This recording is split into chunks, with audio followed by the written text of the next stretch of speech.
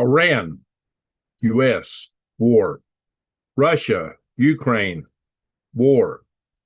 My friends, there's been some major turns in each war.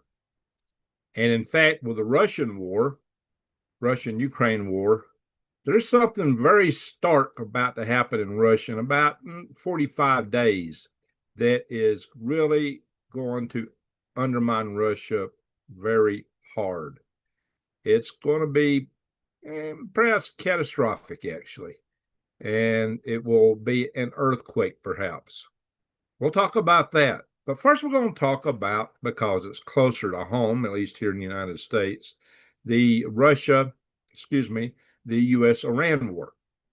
Hope everybody can hear me tonight. So let's talk about what's going to happen there, or what is happening. CENTCOM has just reported that the U.S. has finished its 8th night of heavy bombing in Iran. Now, every day for the last 8 days, nights, I should say, in Iran at least, the bombing has intensified more, each day more intense than the first. Now, Iran has been striking back. In fact, they hit an air base in Jordan, which took out some aircraft. And apparently, we have lost the lives of 2 American soldiers. 1 is missing, and 4 are injured. A total of 7 casualties. And the missing one is probably in the no longer with us category. And that happened right before the 8th day strike. And because of that, the United States struck harder and opened up the range of targets more to include hitting the IRGC forces that actually launched that attack. Now, in the past, we haven't been going after IRGC forces so much. We've been going after facilities.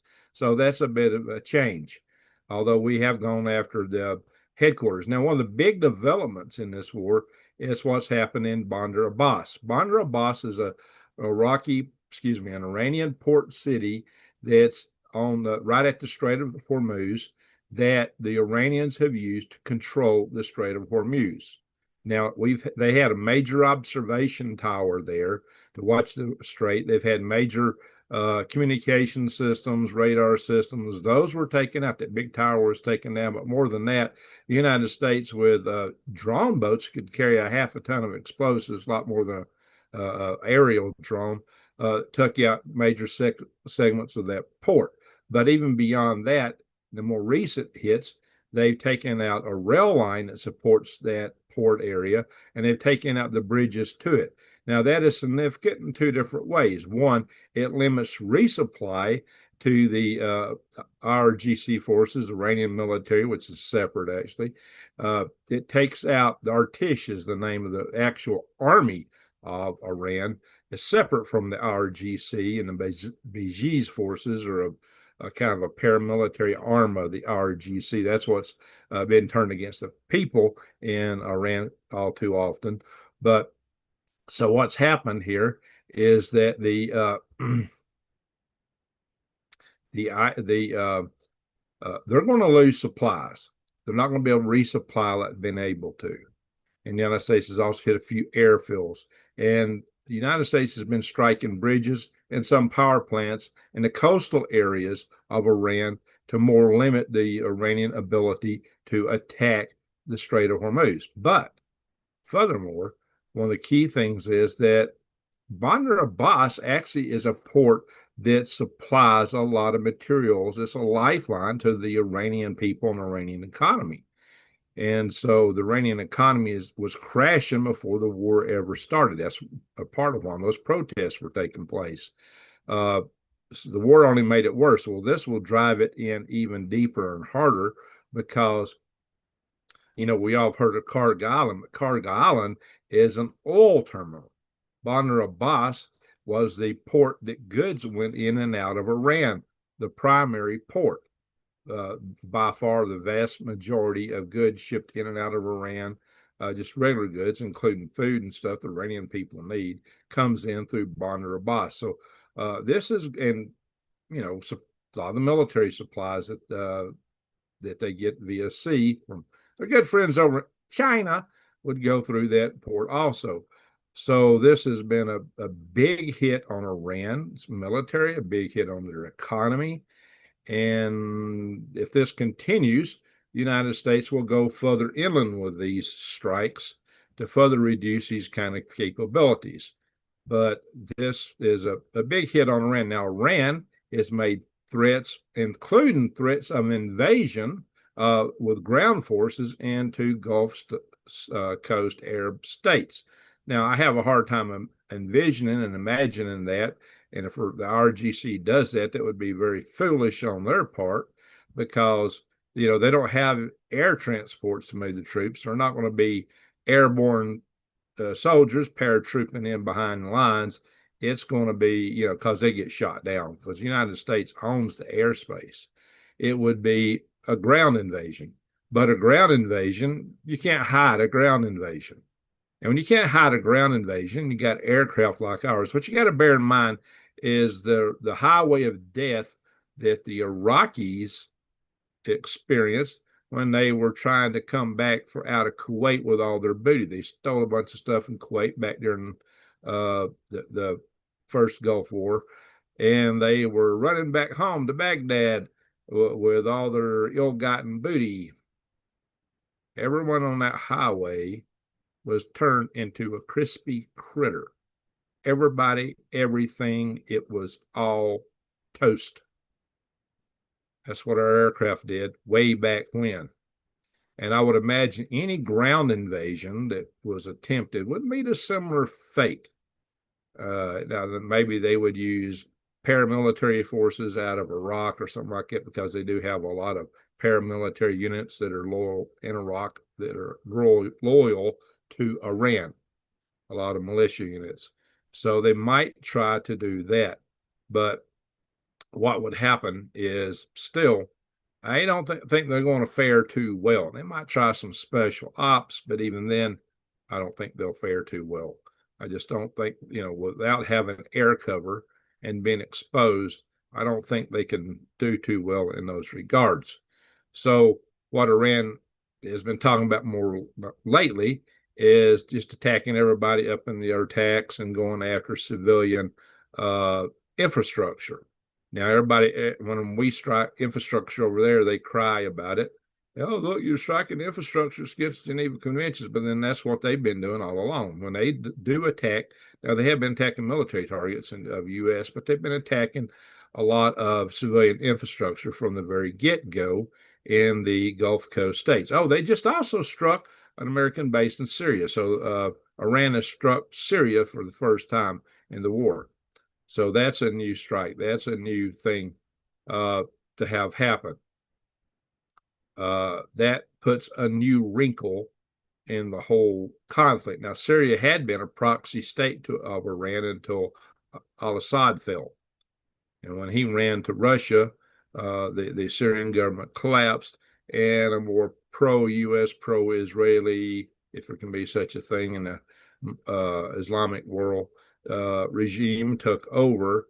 And so Syria is a different ball game today. I said a long time ago, way back years ago in my videos, the whole reason that Israel was striking into Syria was that they wanted al-Assad to fall was because they knew that was a threat on their left flank if they had a war with Iran.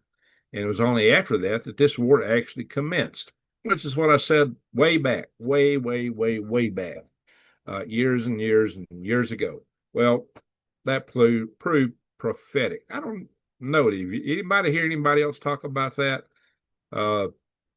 Maybe somebody else is talking about it. It was just patently obvious to me, and I haven't really noticed anybody else banging on that particular topic. So thank you, folks, for calling for the thumbs up. I will delve into the chat room a little bit more once I do my monologue. I'm trying to stick with the news port first, so the coffee club members who watch us and they're getting ready for work in the morning can get the straight news up front, and then we'll do our little chat after that. So here's what happened. Bandar Abbas, like I said, is a critical key infrastructure for Iran. Bandar Abbas is basically been neutralized. And that will affect the Iranian ability to control the Strait of Hormuz. Now, how much remains to be seen, but they definitely have lost a lot of capacity in that regard and will continue to lose more as this war prosecutes. How, now in terms of attacks, now Iran's making a lot of threats, but it seems that their capacity to attack is down from being able to launch hundreds of missiles in a day to maybe a dozen. So they've lost a lot of launchers. They've lost a lot of other things. So we can expect that the nature of whatever attacks are going to launch, and of course they have the drones, but as those drones go further out, they get to be identified much earlier, and it makes it easier to take them out where they're most at risk. Now, a lot of our troops that are closer to the Strait of Hormuz are typically more at risk, although that base in Jordan took some heavy hits. They must have really saved up a lot of stuff to make that strike. And from what I've seen, it looks like there was more than one missile coming in there. I've got it on X. I don't know how much of that I can play. I can't play anything that directly shows people getting taken out, but you can. There were soldiers running around on the tarmac. And got caught in the blast wave of that strike. And that's probably where a lot of them are injured, because a blast wave is going to fly shrapnel through the air. So even if it's just stuff laying on the ground, and pieces and parts of buildings and aircraft or whatever else gets propelled from that strike. So these are all things to keep in mind that of what happened, how that went down. So we've lost a total of 16 American soldiers in this war so far. And that's a terrible thing. But in terms of a war like this, that's a extremely low number. That's the lowest number we've ever had in a conflict like this. But this has been mostly an air conflict, and that has a big difference in that category. If we had troops on the ground, it would be a wholly different matter, as in wars past. Now, there are some talk we might put some troops on the ground in some areas. We definitely have some Marine expeditionary units in the area, and we might go for certain islands. Of course, if you go for certain islands, anybody on that island is going to be hammered by missiles and by drones. But like I said, if the U.S. degrades that capability more and more, that might be more manageable. But you go onto an island, unless you got, how long does it take to put in a bunker? Those guys aren't going to have bunkers at first, because we've blown up we're blowing up the Iranian bunkers there. And so they're really going to not have anywhere to hide. And so it's going to rely on missile defense and other means to take drones out. Now, we're working and trying to develop those drone takeout means, but we haven't really perfected that as well as we'd like. But the drone numbers seem to be down too. That doesn't mean Iran hasn't been striking and striking hard. They have, but they're not striking as hard as they did originally, because they just don't have the capacity. Now, taking out that big viewing tower and taking out a lot of their other command and control. But here's the main thing: is what's going to happen now? They can't get supplies in. Eventually, they'll run out of diesel fuel just to even run their backup generators for launching their missiles and drones and things like that. You got to have power for that stuff. And you got to have command and control. Command and control goes over radio. As they lose their electrical grid in those areas, as they lose fuel for backup generators, all that starts going quiet. As it goes quiet, so does the attacks. They get less. Don't mean there won't be some. So maybe that's the strategy before they send in any Marine expeditionary units. Before, I understand the 101st Airborne's over there now, and we knew they had the 82nd Airborne over there. The 82nd Airborne parachutes out of aircraft, big aircraft. C-130 being one they've used for years and years and years. When I was in the Army, it was a C-130 and the C-141, which was a Lockheed. Excuse me, a Lockheed jet. I don't think the C-141s are in play anymore. It's maybe a C-17. I don't know what to be jumping out of in terms of big jets. Maybe some of you guys can tell me. But yeah, the war crime stuff is kind of hilarious, considering what Iran's doing.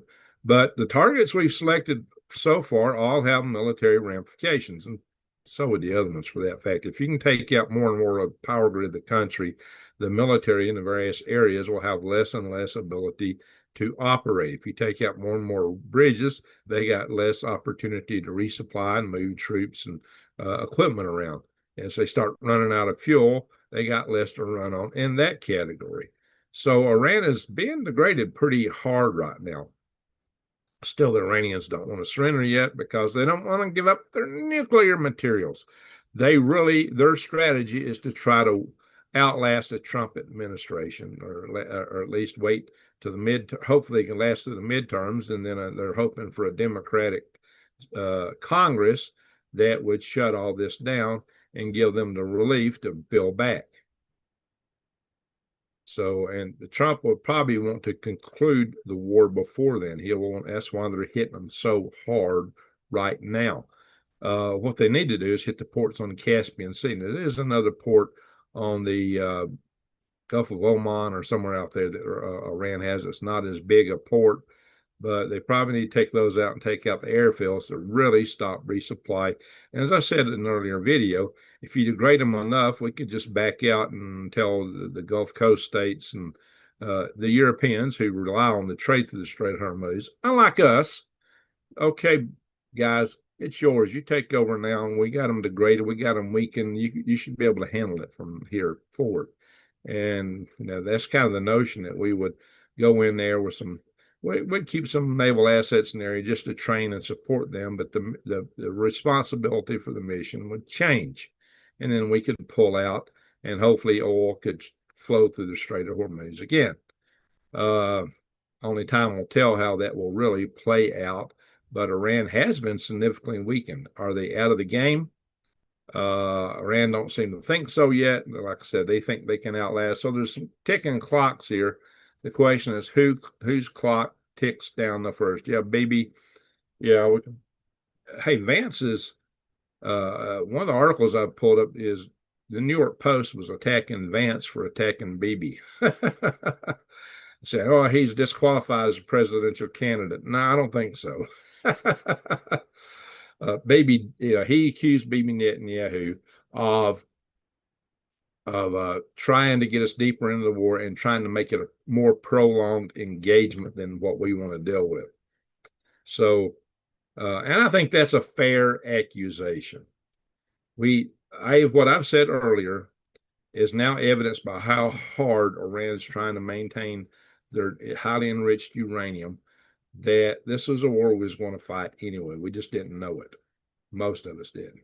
This war was going to come because it was in the doctrine and the Constitution and the religion of the Iranian people, and the evidence existed in the way they set up proxy forces, the Houthis and the Hamas, and especially Hezbollah, and the way they spread Hezbollah. They were going into South America. They were using Venezuela. They've been denied that now, but they were trying to do that to get forces that could control the Caribbean, maybe even in working with China to cut us off, with Cuba to cut off our trade coming out of the Gulf of Mexico. So choke points are everything in warfare. That's like the Strait of Hormuz, or the what's I'm forgetting the name now. The Abu, it's called the Strait of Tears in English. The strait there that controls the Red Sea. It's funny how the Houthi rebels are right there on that point. That was probably an intentional thing.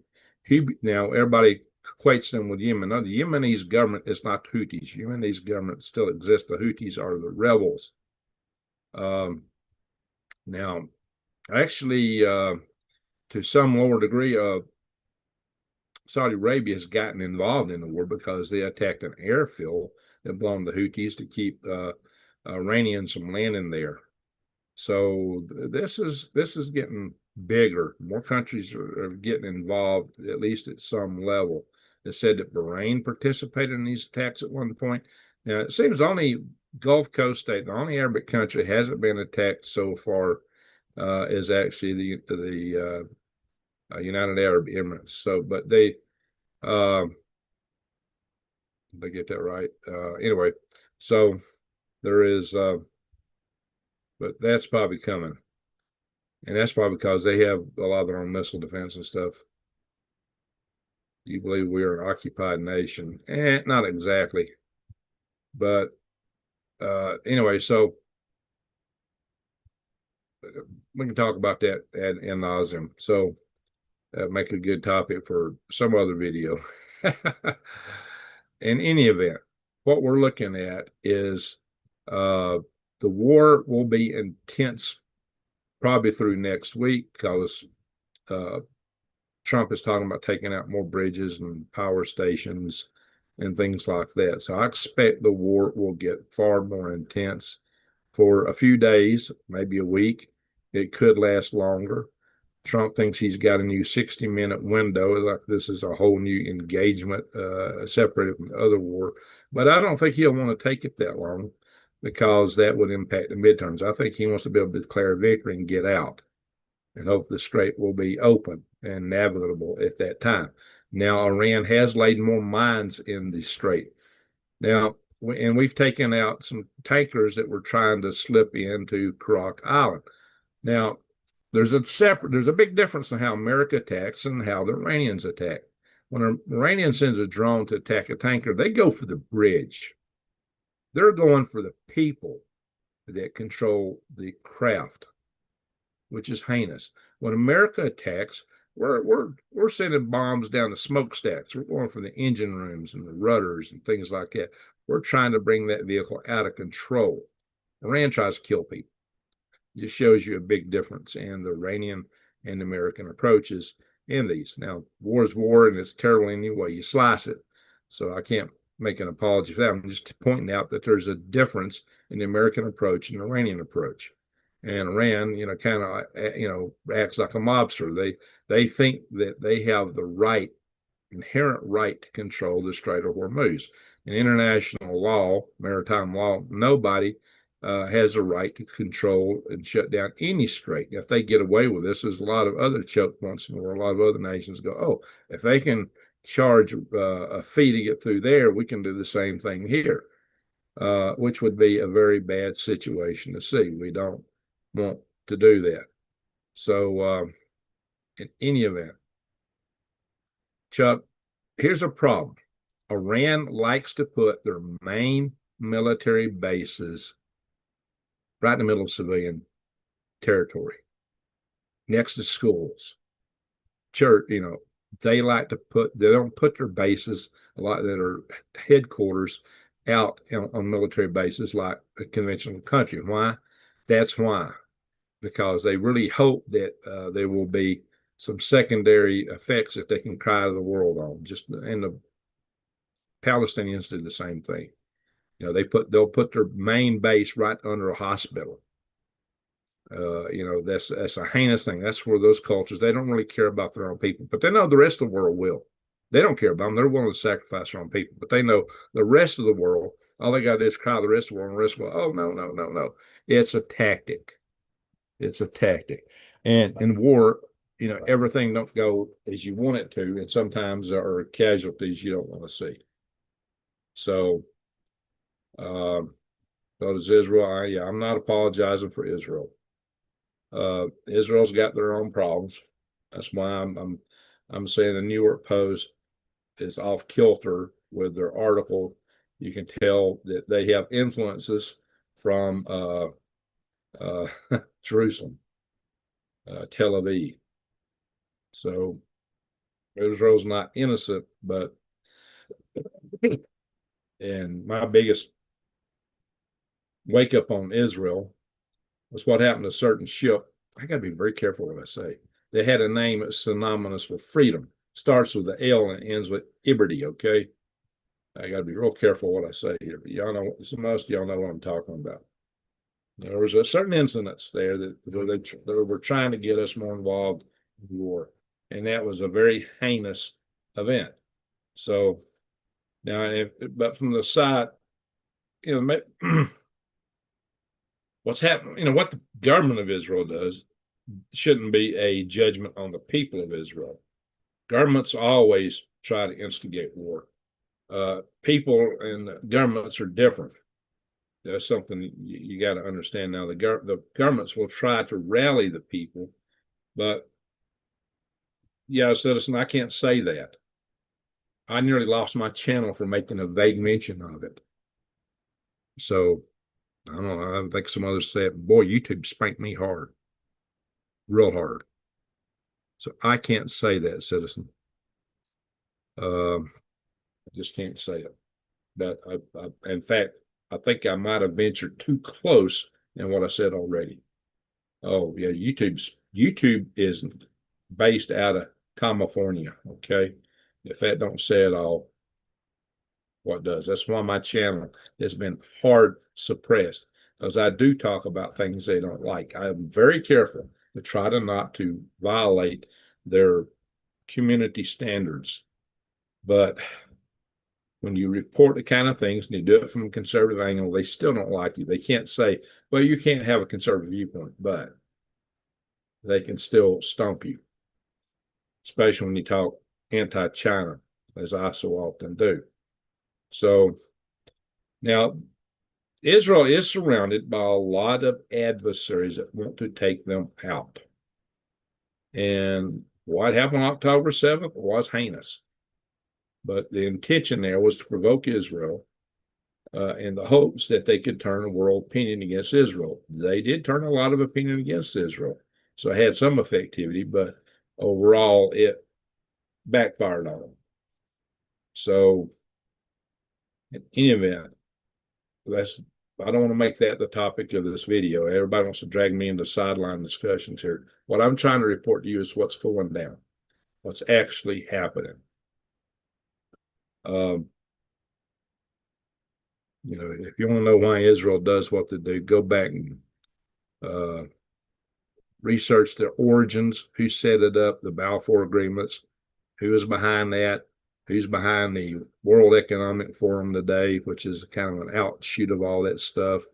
Go look at, seriously, go look at those kind of things. So, there's a lot of questions on how that wasn't stopped. That's another story. It was the Israelis didn't do it, but they might have could have stopped it. In any event, the situation is that Iran is a boogeyman. Iran has always had us in our crosshairs, and they were building missiles to beat like crazy. Had this war occurred later, we would not have been able to operate the way we did. In fact, it probably was too late, really. But Iran was always going to come after us. They've been developing new. So Iran's now got a satellite program. There's launching satellites. You can put an EMP weapon on a satellite. So if they get nukes, an EMP weapon would destroy America. It just takes one. You don't have to have a reentry. It won't have a reentry vehicle. It don't need one. It don't need precision pointing. None of that kind of stuff. The EMP attack is far too easy. If you can send up a satellite, you can do an EMP attack. So that is not a good thing for us. And Iran, we already found out Iran was lying about the range of the missiles. They said it didn't have anything over 2,000 kilometers, and they launched two of them 4,000 kilometers toward Diego Garcia. So we know they were lying about that, but they got satellite launch. If you can launch satellites, you can launch intercontinental ballistic missiles. A satellite launcher and an intercontinental ballistic missile launcher are about one and the same. In fact, we used intercontinental ballistic missiles to launch our first satellites and our first astronauts into space. So, and Russia did the same thing. Russia did exactly the same thing. So there's not much of a hill of beans difference between one and the other. So, all right, Chuck, what lies am I perpetrating? I've come on here and I have showed you what was in the Constitution of Iran in previous videos. I've shown you what the religion was and what they're building, and they put their forces out with Hamas and especially the stinking Hezbollah, how they put them in South America. Go smoke a pipe or something. You're free to disagree, but I ain't perpetrating no dang lies. I haven't been chomping for Israel. I'm telling you what's going down. If you can't take that, go stick your head in the sand somewhere. Shut the heck up. Now, you can disagree. I'm okay with you disagreeing, but I am not lying.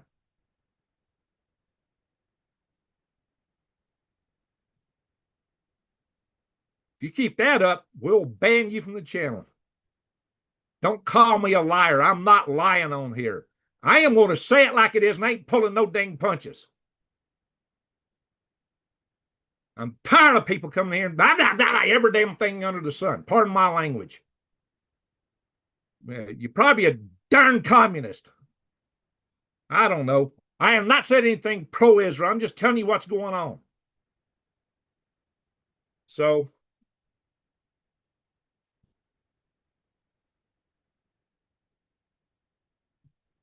you know, we got a lot of pinheads around here. But now I can understand. There's a lot of opinions. And Israel's not popular. It's not popular. J.D. Vance, I said a minute ago, and I was defending him, dadgummit.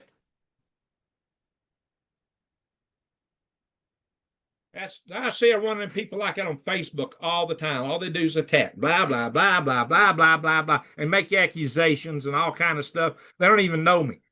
And they make all kind of crazy accusations, have nothing to do with who I am or what I do.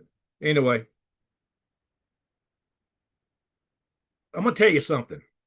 I've been all I do, I don't watch TV.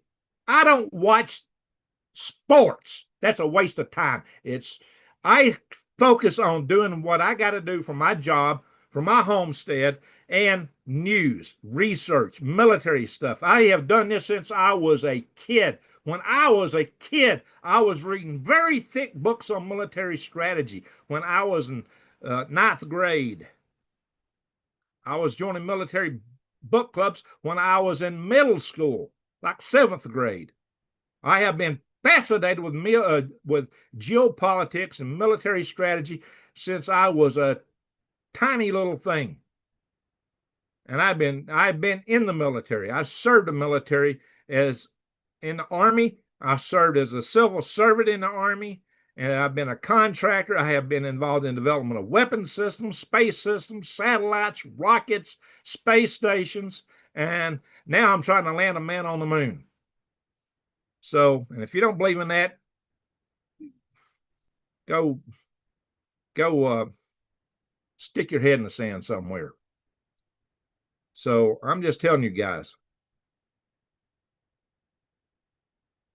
that is the way it is. I do a lot of research. I spend hours and hours and hours every single swinging day reading up on what's going on. Whether I got time to do a video or not, you see, it took me to 1 o'clock my time in the morning to start this video. And I couldn't have done the video. I'd always do the research, but I can't always do the video. It takes a lot of time to do this stuff, a lot of time. And thankfully today I didn't have to water my garden for 2 hours because we've got a rain out here. So that's the way it is. I ain't going to pull any punches here. I'm going to let you know how I see it. If you don't see it that way, you're free to disagree, but coming in and calling me a liar, you're full of it. Well, we'll just put it that way. Yes, I did say that earlier. We did lose 2 servicemen. Absolutely. We've lost 16 total, which is a low rate considering it's probably the lowest rate we've ever lost in a war of this scale. But that's mainly because it's been an air war. So I'm putting it out there. Now, if you go back to my earlier videos, you'll know I got a lot broader perspective about all this stuff, about who's controlling the world and all that kind of stuff. So I talked about it a lot, but I also put myself at risk. There's some things you can't say on YouTube or your YouTube channel will cease to exist immediately. I got spanked really hard by YouTube for just making a bad little mention of something somebody said in the chat room, which I do not disagree with.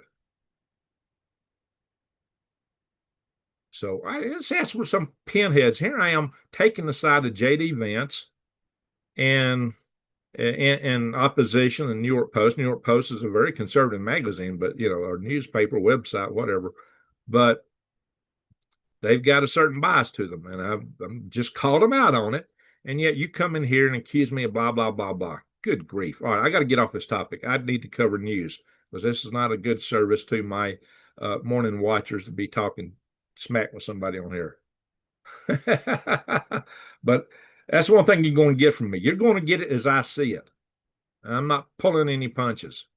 And I'm not going to be in here to try to cater to everybody and every opinion that's out there. I'm going to tell you the way it is. All right. So, and you're not going to get this.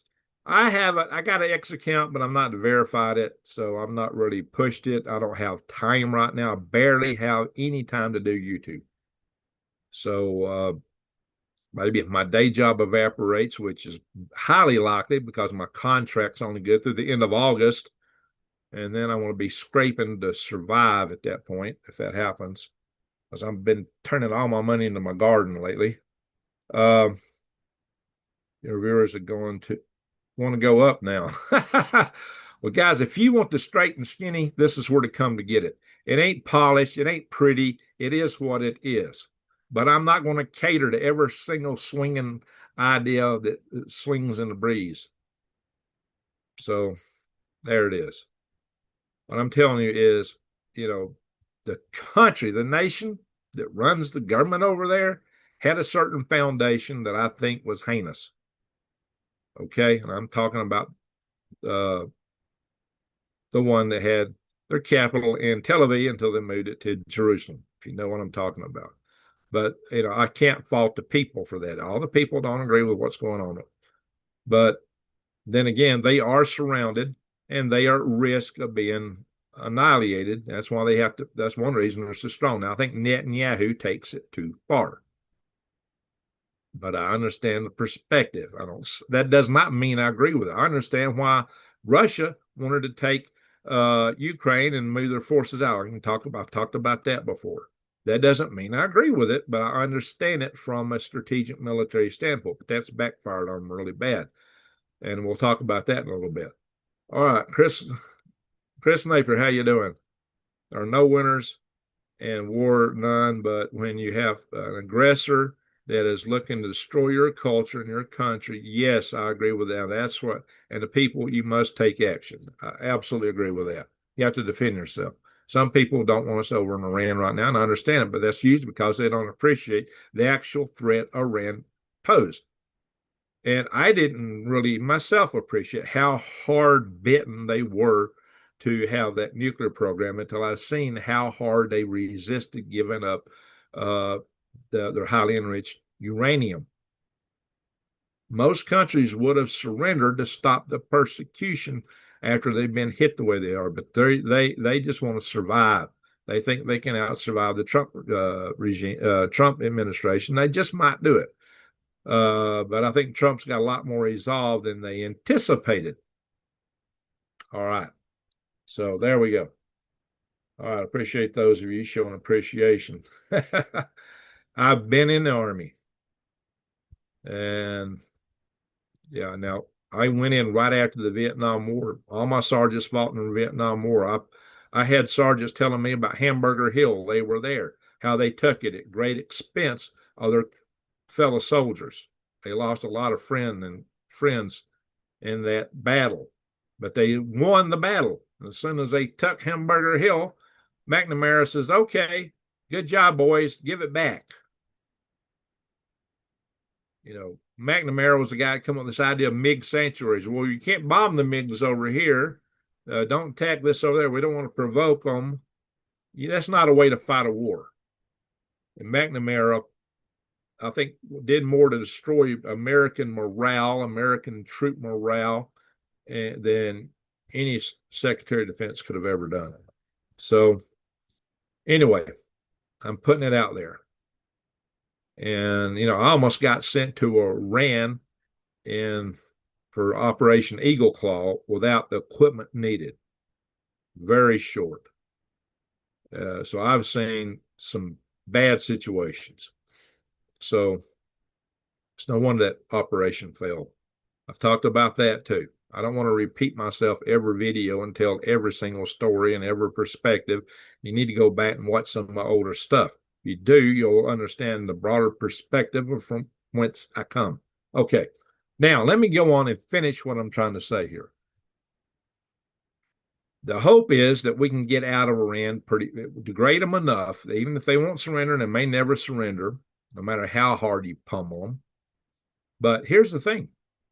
If they get pummeled enough, they are more vulnerable to their own people. There may be cracks in their own power structure. I think a part of the MOU thing was Trump was trying to get them the power structure to crack, and maybe it did, or it could be a show. They could be feigning all the cracks. We do not know the absolute truth there, but the people in Iran are going to be more resistive, and the Kurds are making inroads from their area. I would hope there's some way to get the people that were protesting back in December armed. They can't do much without rifles, and that's just a fact. They need to be armed. So that's what I really hope for, is that they can get armed and be able to take care of themselves. Okay. So, situation in Iran, to recapitulate, is that we've done severe damage to Bandar Abbas, which is the main port that they've controlled the Strait of Hormuz from. We have taken out the command and control tower. We've taken out. There was like a big, it was like a big, tall, extra tall airport control tower. But they can actually directly view the Strait of Hormuz and coordinate actions from there. We took out a lot of their tall, big communications towers, radar systems, and we took out the bridges in and out of Bandar Abbas. We've hit the port in Bandar Abbas, and we've taken out the rail line to it. We've also taken out a rail line that they use to get stuff from China and Russia. So we've severely degraded their ability to restock and rearm. But the fuel situation may be what will get them the most, the fuel and the power grid attacks. That is what may make them go pretty quiet.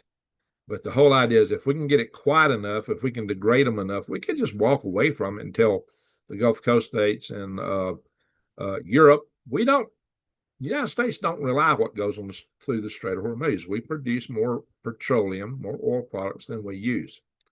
It's the other countries that are primarily dependent on this, to include the countries of the Far East. So maybe you say, hey, all right, guys, we're going to leave it up to you. You make sure that stuff can flow through this strait. It's yours now. We've got it to the point where you can handle it. So this should be considered a major favor to them. But all that said, so this is the army Trump was talking about, the Iranian people themselves. Yeah, if they can be armed, they've got to be armed. They can't just go out with a placard and a poster and fight the IRGC with that. So the Basij's forces, but the Basij's forces are apparently right now getting involved in trying to keep the Kurds out. So they're a little bit distracted, and that's probably a good thing for the people in Iran. I hope the Kurds can find some way to help arm the people of Iran. I mean, 80% of the people in Iran do not want the regime to control it. They do not want it. Now, it's a funny thing. I'll say this before I finish, that Iran's not been attacking Israel recently. And the reason is they're trying not to provoke Israel right now, because Mossad is in Iran like fleas on a dog. And because there's a lot of people in Iran that do not like the regime running it, that gives them a lot of maneuvering room. They can get a lot of intel. The Mossad probably knows where we wiped out the first, second, third string of their commanders. Well, Iran knows where, probably Israel knows exactly where the fourth, fifth, and sixth string is. So these guys are probably fearing for their own lives if they vote Israel right now. Well, Israel is likely to enter the game at some point, especially once we pull out. They may enter sooner. We don't know. But I hope the arms are going to the people. I really do. Now, we gave a lot to the Kurds for the Kurds to distribute them, and it didn't happen. The Kurds kept them themselves. But we also told the Kurds at one point not to go in because it was going to upset Turkey. Because Turkey's afraid their own Kurds, who they suppress in their country, would have an uprising, and they don't want to deal with that. Turkey is not a nice nation. What just all you look in the history books and look what they've done with the Armenians, who they continued to suppress. There were a lot of Armenians in Turkey, and it was what happened there was horrendous. So there have been a lot of things that have happened over the years there. So let's talk about Russia now, and kind of the situation faced by. We'll talk about Ukraine and Russia. The situation faced in Iran is not, in terms of loss of fuel, is much worse than Russia right now. Now, Zelensky fired the young general commander that really was the architect of Ukraine's taking out of basically the Russian Navy with drones, and a recent campaign where Russia's had a lot of oil tankers trying to keep their people on Crimea supplied. Now, what's happening in Crimea is when they hit the Kerch Strait Bridge a couple of years back, they hit the rail line. Now, the rail line is still semi-functional, but only if a train's going about 10 kilometers or 6 miles an hour, which is about the walking speed, whereas they used to get, maybe 14 trains across there a day carrying fuel. They can maybe at best do 2 right now, because they have to go real slow because the rail line on that bridge just can't handle the loads of a fast-moving train. And they're probably, even those trains can't carry the weight that they used to carry. So they've been using ships, tankers, to try to keep fuel to the Crimeans. Well, Ukraine with their drones just took out like over 100 of those tankers. Some numbers are like 146 ships in the Sea of Azov have been taken out, plus the ones going to they actually travel close to the Kerch Strait Bridge when they're going through there. So a lot of these have been taken out. Now, one of the Ukrainian commanders says the reason they haven't finished the Kerch Strait Bridge off is because it's at 25% capacity overall for road traffic, even, because it's been heavily damaged. But the reason they say they haven't taken out is they want the Russians to be able to have an exit to get out of Crimea. But this whole thing where Zelensky fired this general, he did it because some of the older generals didn't like him, because he was chomping for change. Young guy, got new ideas, want to do things different in the way that's been done forever. And the old guard didn't like it. Well, there's actually protests about that in Ukraine right now. A lot of people are not happy with that. Because this guy was a game changer. He came up with a whole lot of the drone stuff that Ukraine is using today that's pushing back so hard on Russia. But, we've known there's a lot of corruption inside of Ukraine. The fact that Zelensky suspended elections, even in the United States during the war between the states. The United States held their election between McClellan and Lincoln. And had McClellan won, the war probably would have ended a lot sooner. Probably would have been a lot more favorable to the South, but Lincoln did win. But they held an election still. So how come Ukraine's not held an election? So we fight, we say we're supporting a democracy in Ukraine. Is it really a democracy? A lot of people in Ukraine are not happy about it. So we'll see how that comes out. But right now they are in a war, a defense, but with their drones, they've basically essentially been able to go on offense. So what Zelensky did do with supporting the drones is he came up with asymmetric warfare is a big game changer. Traditionally, wars are won as wars of attrition.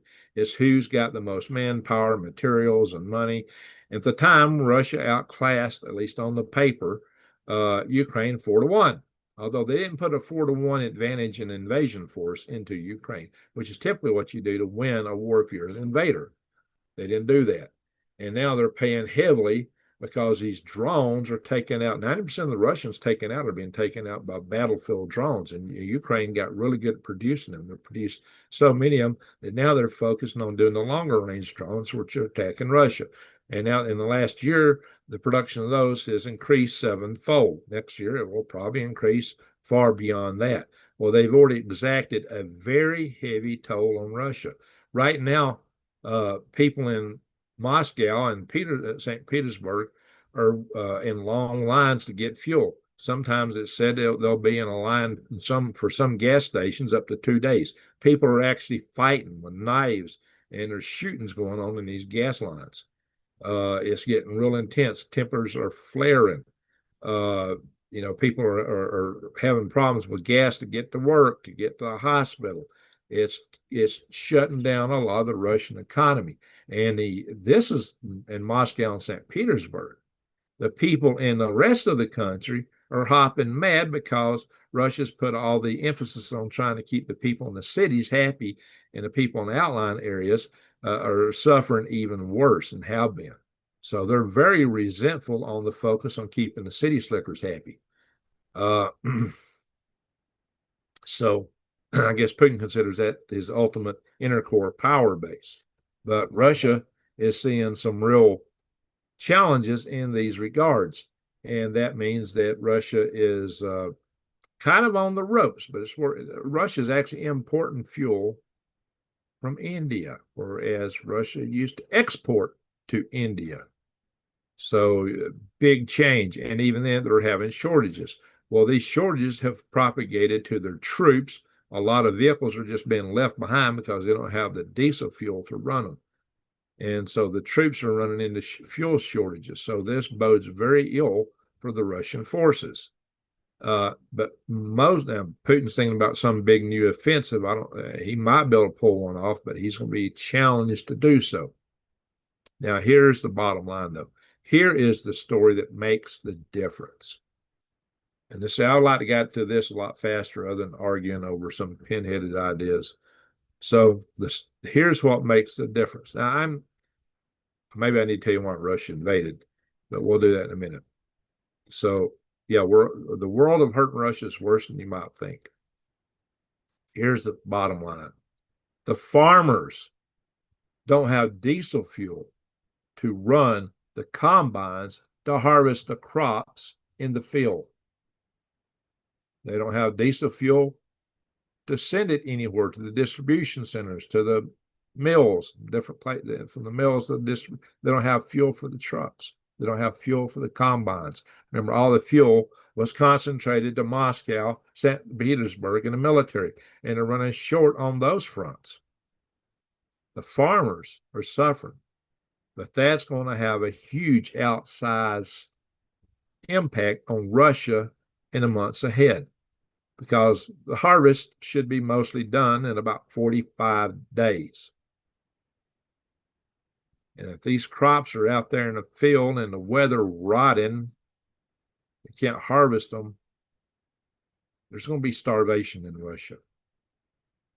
If the people in Russia starve, they're not going to just be hungry, they're going to be hangry. And it could be the end of Putin. And will be pretty catastrophic for the people in Russia. I've been to Russia. And, I stood in the streets of Moscow and I looked around. I said, why in the world would we want to nuke these people? And then I looked around, why in the world would they want to nuke us? Anywhere you go in the world, people are people. And, you might get politicized in one way or another, but at the core, are really all the same. Pretty much. People will get politicized, they'll get, ideologies put in their heads. But when you boil it down, I got along good with the people I met there. Got along real good. I didn't have any trouble. It was probably the most enjoyable trip I had anywhere in terms of foreign countries. I enjoyed going to Moscow. And I met a lot of nice people. Saw a lot of stuff. It was interesting, a very interesting trip. So I have no qualms about the people. And that's pretty much treating where you go. It's the governments that pit us all against each other. And that's a real crime. That's the real crime. So that is correct. Crops are going to fail. Say fail or fail in the fields. That's what we're looking at. And for Russia, that's going to be catastrophic. Their fuel situation isn't going to get any better. Ukraine's going to keep bombing refineries and oil terminals and oil storage places. Yes, my daughter did sing opera, absolutely. She didn't sing in Russia. Actually, the first opera I attended was inside the Kremlin, believe it or not, in 2010, March of 2010. That was my very first opera. I saw the Cossacks dancing. Russia was celebrating. They celebrated their win over the Germany, over the Nazis, and about 2 or 3 times a year, different aspects of it. To them, that was a big thing. They lost 40 million people in that war. It was a big thing to Russia. So banker wars, yes, that I agree with. I've talked about that. All wars are banker wars. Famine, it might be, Chris, it might be famine. It might be. It certainly is going to cause huge food problems. I don't know if they can't get the crops out of the field, how they're going to eat, quite frankly. Even livestock has to be fed the grains, crops. So Russia is going to be, hey, Mary, how you doing? How's Jason? That's Jason this morning. So, guys, I met Mary and Jason a couple times in Oklahoma, Tulsa, Mary Tulsa Fox. Good people, good down to earth people, great gardeners. And Mary drives a truck. Anyway, so get a horse and have some water.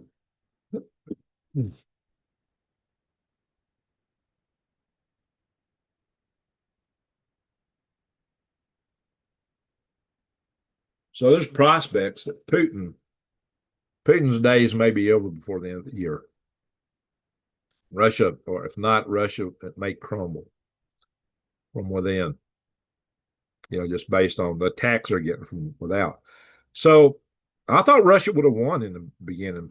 For a long time, I thought they would ultimately win just because they had the manpower. But a lot of their manpower numbers really weren't good numbers. Well, that's why I said on paper earlier. Because a lot of their forces have to be spread across the continent to maintain their empire. Because they got a lot of almost independent republics in Russia, a lot of different ethnicities that really aren't too happy of being ruled from Moscow. And China's making huge inroads into Siberia. If Russia falls, Siberia will probably fall. A lot of it will fall to China, at least pieces of it. And Russia may actually break up even more. So the whole thing is that it's wars are tragic. All this stuff is tragic. There's a lot of human tragedy in all of this. No war is good, but you have to defend yourself if you're attacked. And so Ukraine or Israel, I can't blame people from defending themselves. Now, how they do it is a whole nother matter. But anyway, so this whole thing is that the reason Putin went in, I've mentioned this in the past, but I'll say it now. The reason Putin went in was because he knew his population was falling. And to defend the borders he's got was not going to be feasible in the future with the falling demographic. If it was always the policies of Peter the Great and Catherine the Great and all the Russian rulers to try to have a defensive perimeter at the southern and northern end of the Carpathian Mountains. So they had to defend 2 smaller gaps rather than the whole large border. Well, with this war now, they got to worry about Finland now being in NATO. So they lost a lot of border, concerns along that border. So they got a lot more to defend there. And now they don't look like they can make their goal of pushing to the gaps there north and south of the Carpathian Mountains. And so Russia is in a world of hurt. But this whole agricultural failing for Russia is going to be catastrophic. It will be worse than catastrophic. Yeah, I think China may, there were certain areas that Russia took from China. China will definitely try to get them back, but they've got inroads into a whole lot more of Siberia. There's areas of Siberia where, because Russia, when the war started, American people that were there maintaining their petroleum systems left. They withdrew. So the Chinese went in to pick that work up in Siberia. And when the Chinese went in, those communities became Chinese communities, and in those communities are speaking Chinese, and the currency is not the ruble, it's the yuan. And Putin knows this. He knows he's at risk of losing Siberia. And he's just swallowing it because the Ukrainian war did not go as he thought. And he's trying to, he don't want to back off on his face in Ukraine, but he's realizing that he stands to lose a big part of Russia. So it's going to be interesting to see how this plays out. Now, a China that has more control over Siberia might be more dangerous down the road because they'll have access to a lot more resources. We see how they've already tried to choke off resources like rare earth metals. So this is something to be really concerned about, from that aspect, China getting even more control. I said a long time ago, before the Ukraine war started, that the United States should make peace with Russia in order to work together to contain China, because in the long run, China was the biggest threat to Russia, it's the biggest threat to us. But we kind of forced Russia into the bear into the dragon's lap. And now the dragon may just eat the bear. So, or at least parts of it. So these are things to keep in mind.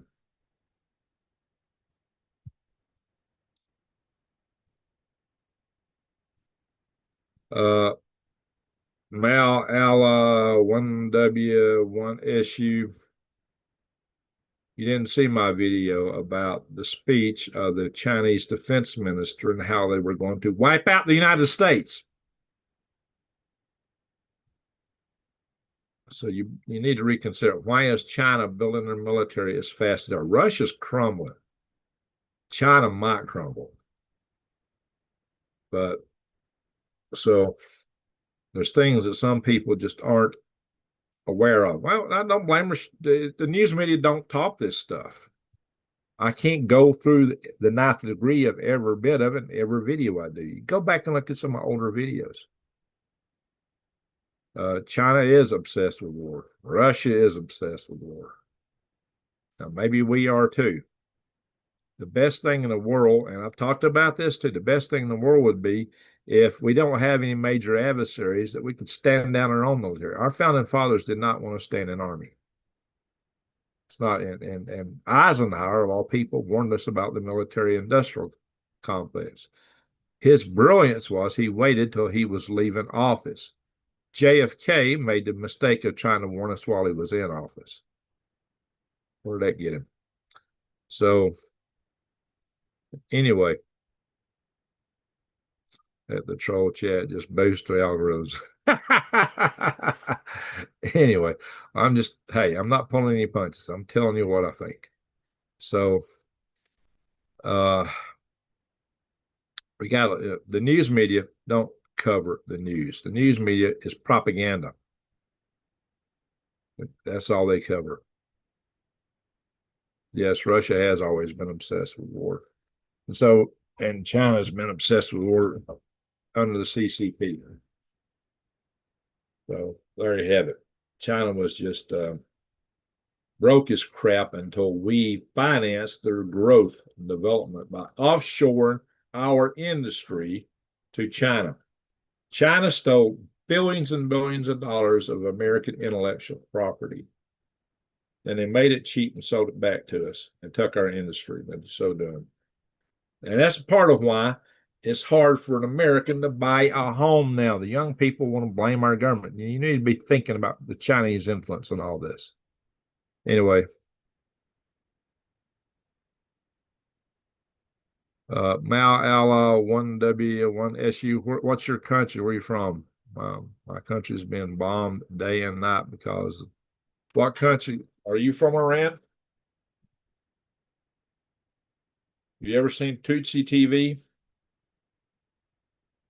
There's a lot of Iranians who are begging us to go in and do that. So, yeah, that's the problem. People are going to suffer in any war, any war. There's a certain guy who's a Hugo Prize winner who attacks me on Facebook all the time, and he's really chomping a bit to start a civil war. And I keep saying, you don't want a civil war. You don't want it. Don't be doing that. You're asking for trouble. Bahrain, okay. The United States isn't bombing Bahrain, but Bahrain's getting attacked because of the war. So,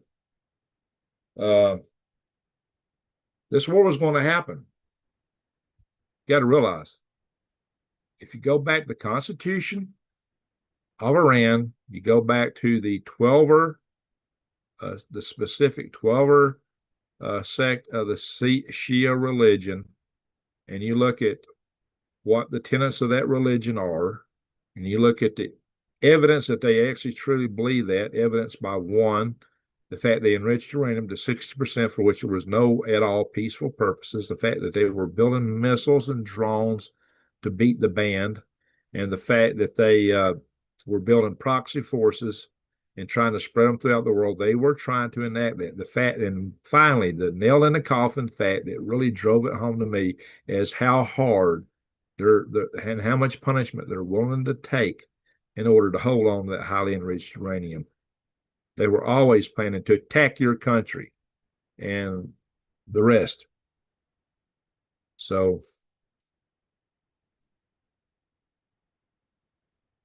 what I'm telling you is the U.S. is trying to open the strait, and this war was going to happen. If you accept that or not, that's up to you. But I have gone into great detail in other videos explaining this. I'm not going to troll it all out tonight because I don't want to be on here until my rooster starts crowing, which is pretty soon. My rooster will be crowing in about an hour. It'll take about an hour to go to bed. So, judges die in vain. God want to be. Anyway.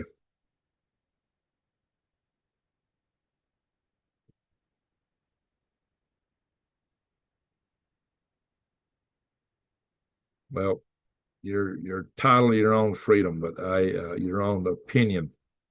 But I have laid it out. Your country was going to be attacked by Iran. If you don't believe that, you need to go back and watch some other material, earlier stuff. They were going to attack you. So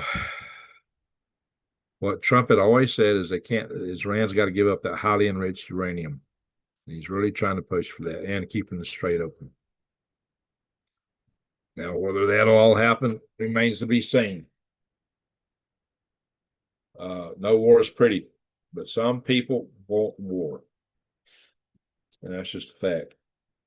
And this war really opened during that October 7th event. That's really what opened it. So, time to push back to bed so I can get up early. Well, I'm normally up in about 2 hours from now. But I just wanted to come in here because I've not been able to get a lot of videos out. Tomorrow, if I know it's going to rain again, I might be able to do a video on Silverhead News, maybe something on Galactic Greg's. I need to cover some other content. There you go, Eddie. Hey, Eddie, how you doing, buddy? Agree with that. We got to look after ourselves. The problem is that previous administrations were sending money to Iran in pallets, billions of dollars, and Iran just turned that around into making weapons. They've not been looking after their own people even. Their priority has not been their people. It's been to build the weapons, to build the machinery for the war they plan to launch. And we played a big hand in funding it, unfortunately. When the color revolutions were happening throughout the Mideast, which the Obama administration was supporting, he did not support the one in Iran. He sent money to Iran instead. And I'm going, why does he care about Iran over all these others? I could not fathom that. Even his Muslim background was not Shia, as far as I know. But anyway, so in any event, the bottom line is that Iran is liable to lose their ability to attack as the way they have attacked due to the current campaign. It may allow the strait to be open and allow the Gulf Coast countries. Bahrain actually participated in the attacks, and the governments of the Gulf Coast countries are, they had kind of throttled back for a little bit. Said, maybe shouldn't be attacking Iran, but now they've actually switched and they're begging the administration to finish the job. Your own country is begging the United States to finish the job. I do not have a blind brain. It may not fit your perspective, but I do a lot of research. So, well, good night, Alice. Appreciate you being in the house. Yeah, I was going to go through a bunch of articles, but I'm not going to do it tonight. I've already been on for over an hour, I guess. Yep, 71 minutes. And we got into too much discussion. I was going to back this up with a bunch of articles. I was going to go to X and some other things, but we're not going to do that tonight, just like last time, because I'll be getting up in a couple hours. And it takes me about an hour to process everything once I post one of these videos. So it's just extremely hard for me to do a video right now, because my homestead and my day job are very taxing on my time. I spend 2 hours watering my garden, but I've been spending an hour or two in prep and preparations. I watered my worms this morning. See, that was over an hour doing that. I can spend 4 or 5 hours out there a day after I do my day job. I work 9 hours a day, and then I have errands to run. So on weekends, so it's extremely hard for me to do videos right now. Extremely hard. I still do the research, but it just producing the video is even harder. I doubt America can win this war against Iran. Well, you got to wonder what winning is. And like I said, if we can degrade Iran enough that the Gulf Coast countries and the European countries can take over, then we can pull out. And I think that's probably Trump. I think I said earlier on, that's what Trump's policy should be. And what I'm hearing from the administration now seems to reflect that thinking. I said it before they started talking it. So first time to watch. Well, hey, Angry Razorback, glad you joined us. I'm glad you like the show. So welcome to the channel. If you're watching, you haven't subscribed, please subscribe, bang the bell, and click all. We've got 114 people in here. It's a lot more than we've been getting. So I appreciate that. It's funny, when I go really late, I seem to get more people. And that is really odd to me. Later I go, the more people that tend to watch. I'm going to hit the refresh, give me a thumbs up. Guys, I need thumbs up. The algors that have no rhythm really stomp my channel here. It stomped me hard. So thumbs up definitely help. We got 68 thumbs up and 113 in the room right now. So please give me some thumbs up, folks. I really need that. Tom, Alamayor, Destiny. Well, we just hope we all get peace soon enough. This stuff stops. That's what I hope, and I agree with y'all. Please tell us what there, Chris. Talking to me or somebody else in the chat room. Hey, Angela, waking up. Well, good for you. Breakfast Club on the East Coast. Yeah. Well, Eddie's over here with me in this state, so either he got up extremely early or he's up late. I assume he's up late. So Eddie has been to my place here, Eddie and his wife. So they have been here. Not many people get to come to my place here. I got to trust you a lot for you to allow you to come down here. Even workers, if I get a worker, they have to be vetted before I'll let them come down here. I don't let just anybody come here. Lampshade, yes, peace would be great. I agree. But what I've said before is that Iran was always going to attack at some point. We just caught them before they were ready. So, but they did kind of start it. So they did not anticipate that Trump would react the way he did. And they didn't anticipate that he would come back this close to the midterms and do what he's doing now. That caught him by surprise. And the fact that he actually went in to and took out all the supply routes to Bandar Abbas, that's huge. So try you like, yeah, and subscribe. Well, thank you.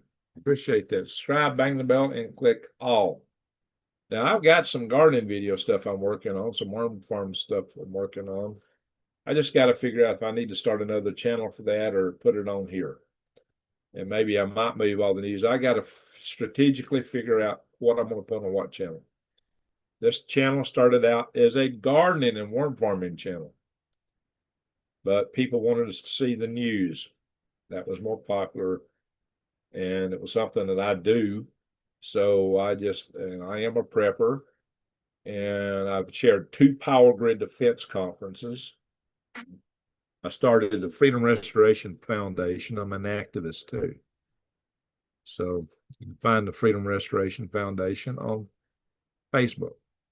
We don't charge for membership. We've got like over 1,000. We got over 1,100 people in our Facebook group. So we can shake and rattle some things. Being a vegetable since I got off work at 3. I understand that. I didn't know I was going to have the energy to do a video tonight because I was extremely sleepy in the mid-afternoon. Extremely sleepy. But I caught my second wind. I am living a sleep-deprived life, folks. Even with that, it's extremely hard to come on here and do content. I did not gather eggs today because as soon as I got back from ordering fence posts and picking up fence wire, which I need to protect my upper garden, I already got my lower garden fenced in. As soon as I got back, it started raining. And all my chickens had run back into the coop. So I normally gather the eggs between 5 and 6. That was about 5 o'clock. Now all the chickens are going to run back to the coop, so I'm not going to run them all out of the coop into the rain to get eggs. So I did not get eggs today. But I still have the eggs I gathered yesterday. Y'all want to do it? We're wrapping up here. If y'all want to do an egg guess from my harvest yesterday, I don't know when we get tomorrow because it'll be 2 days, but I'm thinking to crack a bunch of my eggs from the night. So we can do that. So let's do that real fast. We're wrapping up. How many eggs did I get yesterday? That was the last harvest I actually did. How many eggs did I harvest yesterday? So y'all can guess right now. Go. How many eggs did I get yesterday? We're wrapping up. I am a homesteader. I just got to figure, do I need to start a new channel for homesteading, or do I need to keep that content here? I don't know. YouTube algorithms get really messed up when you cover a broad range of topics. It really.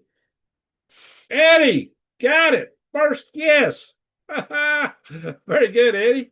7 eggs. Oh, by the way, I got 15 hens now. But Eddie got it right off the bat. Good job, Eddie. I got 4 more hens. But Eddie got it. So how many of these 7 eggs are Easter eggs? Oh, wait. Don't guess yet. Make sure the numbers stop rolling. Okay, I think they did. All right, so go ahead. Now, how many of the eggs are Easter eggs? Out of that 7, how many of them are Easter eggs? Chris. Wow, you guys are something. First guess again. 4. Chris Napier got it. All right, guys. Well, I have to see my screen or something, so I'm showing you. Here they are. And these 4 are Easter eggs, and these 3 are Dominic are mostly. Especially these 2 really dark brown ones here. Now, my video is not as crisp as it had been. I was using a very expensive camera because I was told I needed that to get my channel going. I spent a lot of money on the camera. It's still basically new, and it's just went on me. Hey, thank you very much for the super chat. You're going to think I wasn't going to get one tonight. So thank you very much for that. I really appreciate that very much. From C. Shelley. How come it don't show your name on this computer? C. Shelley, you are much appreciated. Thank you for the update and your input. Well, salute C. Shelley, because you started the super chats in my last video also. That's very much appreciated. It was 4 Easters. Chris got it. 4 Easter eggs. So I just showed it. Yeah, the chat lags a little bit. I should see if there's anybody in the room that might have sent a donation to my through my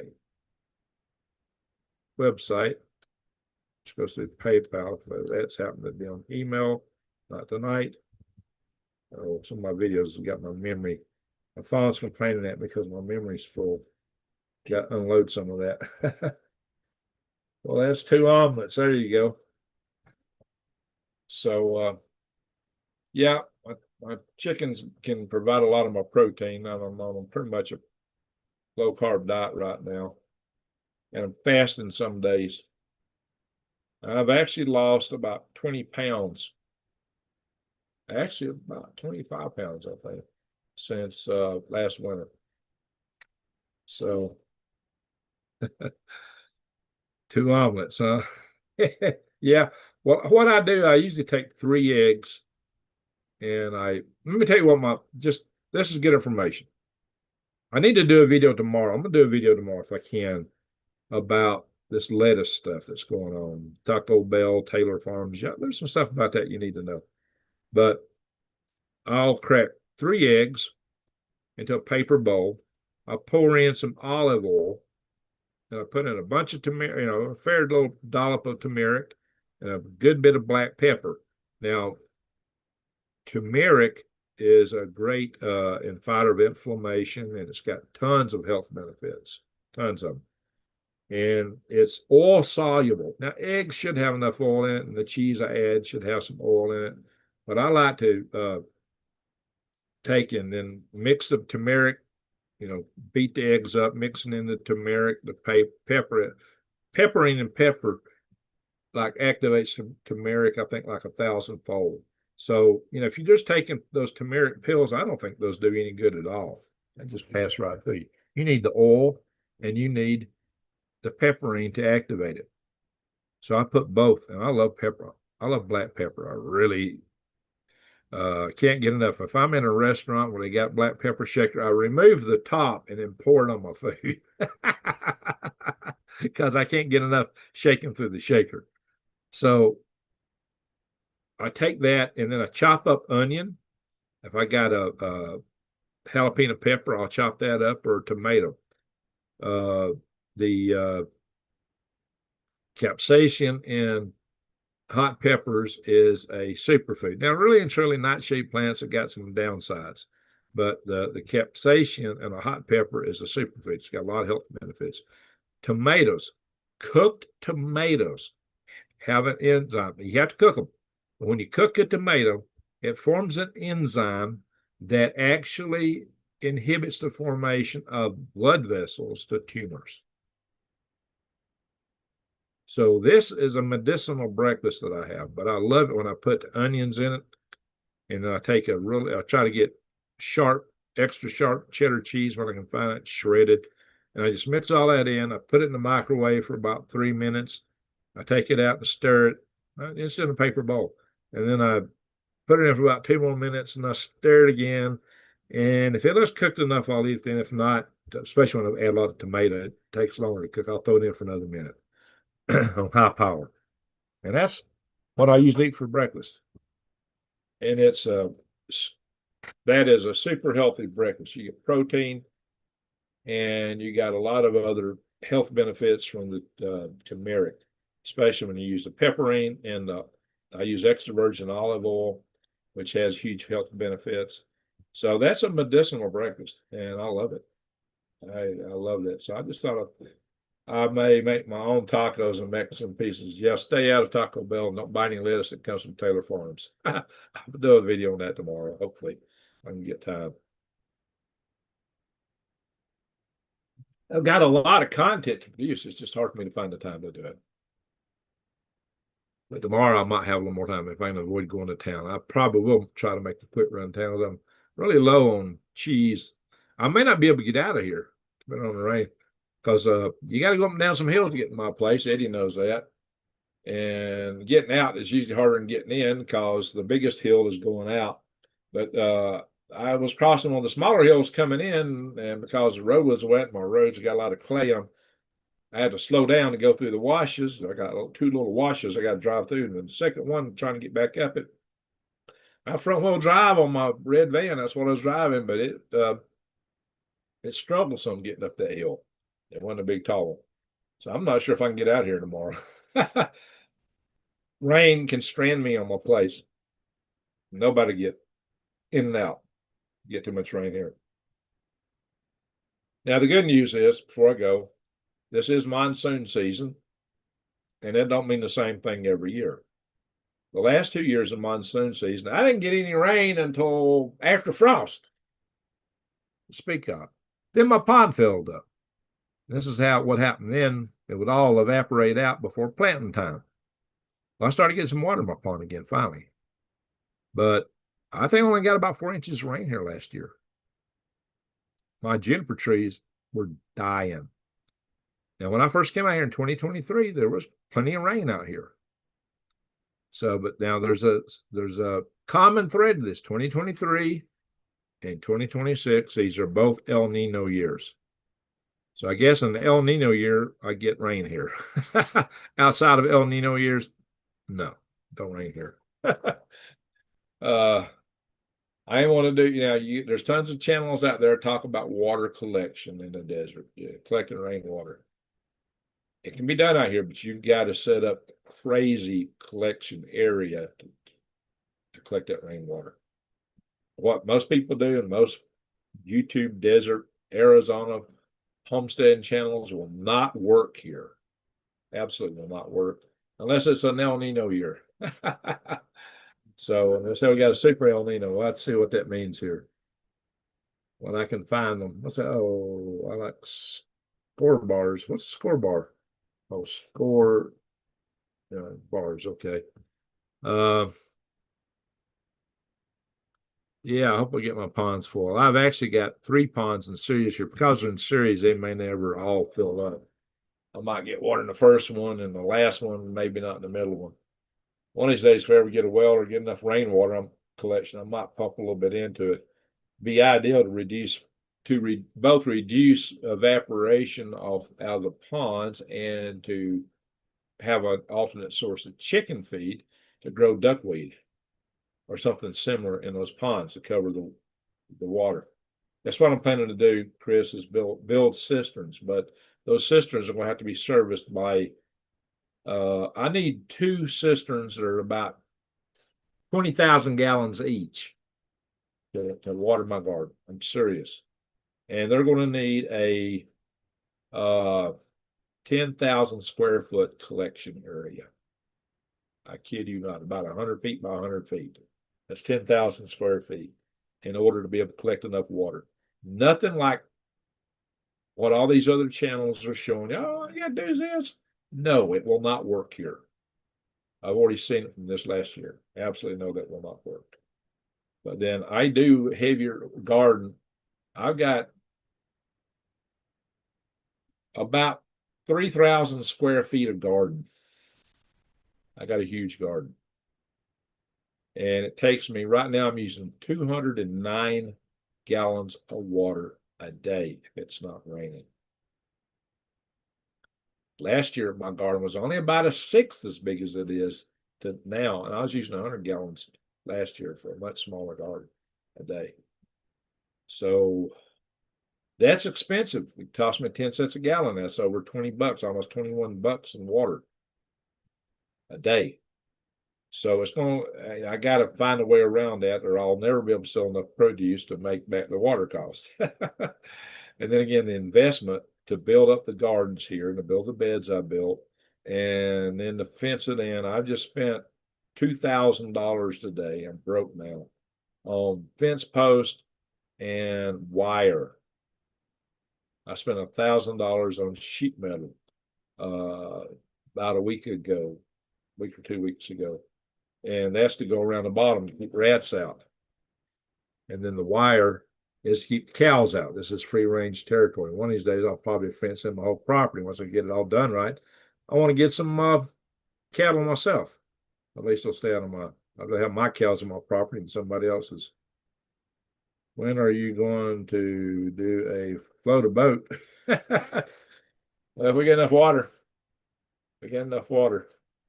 there are some ponds. Now, if you go south of me in the White Mountains, there's a lot of lakes up there. There's fishing. There's people fish. There's pine forest. Arizona has the largest ponderosa pine forest of any state. Now, those pines up there, a lot of them are dying because it was so dry. A lot of them were turned brown. So those trees are probably gone. I mean, a good number of them. But the rain hopefully will save the others. Everybody likes to blame it on bugs, pine beetles and things like that. A bug is not going to attack a healthy plant. They attack sick plants, stress plants. So if the pine beetles are getting that, it means you already got some other problem. And in this case, it would be lack of water. Now, I think they're just dying of drought. My junipers have been dying out here. Because, they need about 10 inches of rain a year. When you get 4, that's not survival for them. They didn't have any. 2023, they were loaded with berries. This year, nothing. But maybe they'll start bearing some berries since it started raining. So, random video game player. I had to go on eBay or Target online, had them, but they were out of stock. Well, what was that you were getting, random? Got my favorite candy in the mail. Reese's Ginger Cheese. Okay, that's what you're getting. Yeah. Well, this is a much smaller community out here than when I came from. So a lot of things I buy here, a lot of things I used to buy in Alabama, I can't buy here, like 6-foot wide horticultural cloths, which is what I really need. Maybe I could order it online. All I can get out here is 4 foot. I really need something wider. I need 6 foot. Reed's Ginger Chews. All right, I've been on here too long. I've been trying to get off here for 30 minutes now. So we got 105 watching. That's good. So maybe we'll get some more in the morning. Hit the refresh here as the morning gets longer. So many thumbs up I got.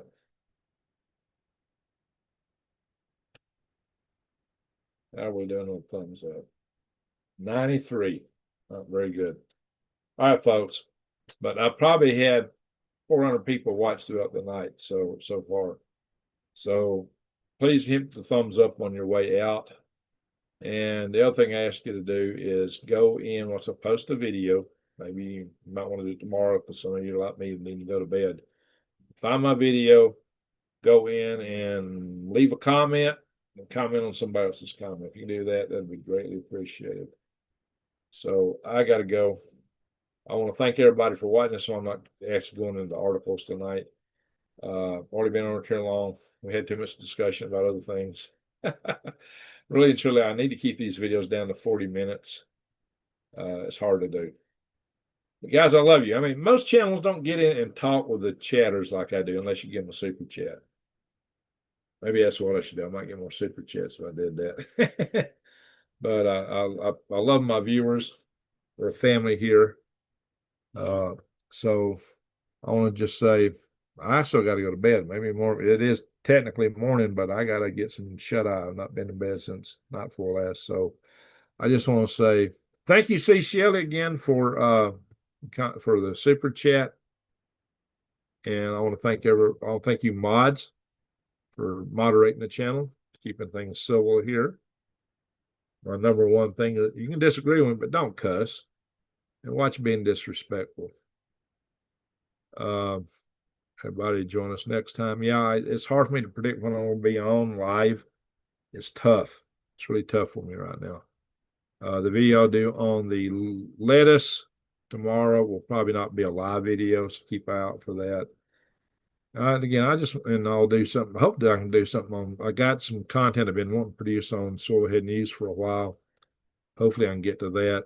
And I need to get something on galactic dregs. So I just want to thank you all for being here.